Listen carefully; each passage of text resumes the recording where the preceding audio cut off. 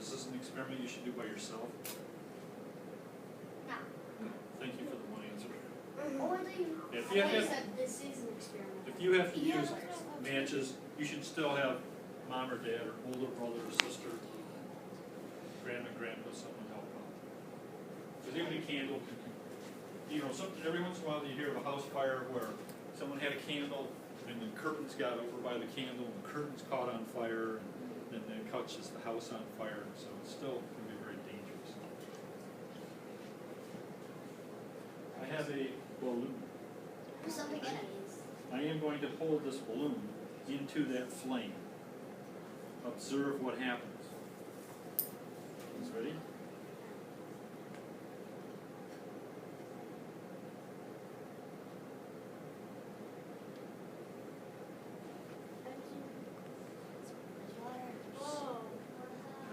There is something else in the balloon other than air. Well, it's water. Yeah.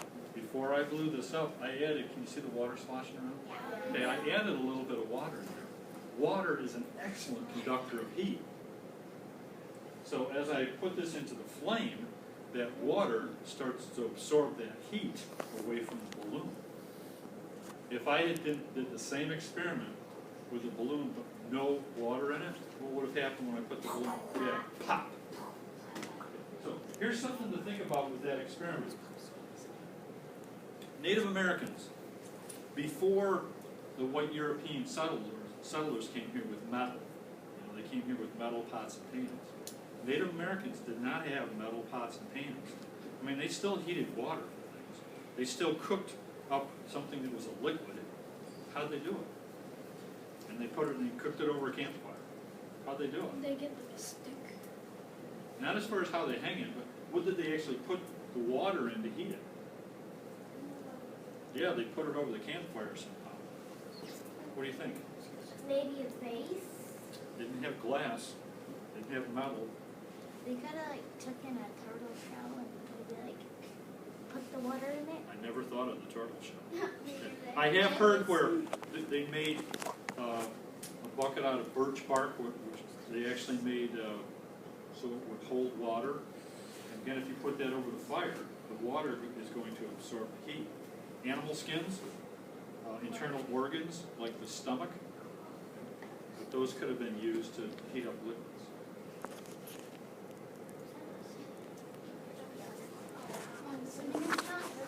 Now, I brought this before, right? You seen it? Okay, when we talked about air, well now we're going to talk about water.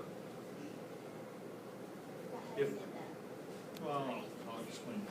If you take this much air, you could very easily compress it into a very small space. Let's give an example.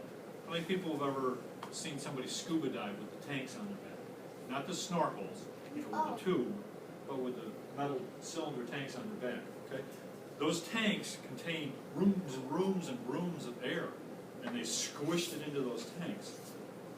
You can't do that with water. If you take this much water, you can't squeeze it any smaller. That's as small as it's going to get.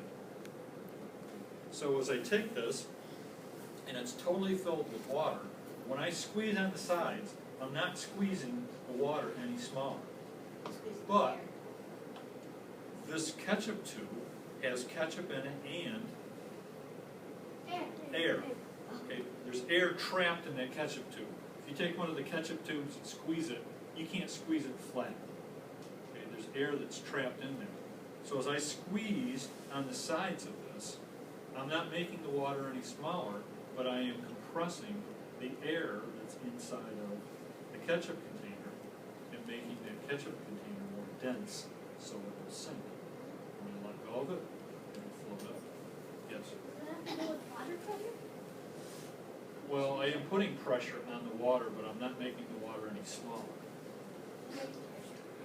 Obviously, all ketchup containers are not created